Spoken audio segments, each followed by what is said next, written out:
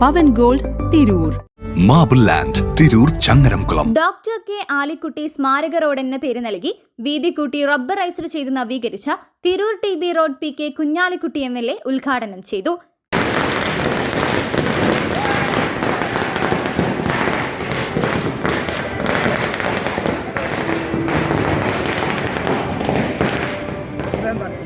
ജില്ലാ ആശുപത്രി, നഗരസഭാ കാര്യാലയം, സിവിൽ സ്റ്റേഷൻ തുടങ്ങി വിവിധ സ്ഥാപനങ്ങളിലേക്ക് വരുന്നവർക്ക് റോഡ് നവീകരിച്ചത് ഏറെ ആശ്വാസകരമാവുമെന്ന് PK കുഞ്ഞാലിക്കുട്ടി MLA പറഞ്ഞു.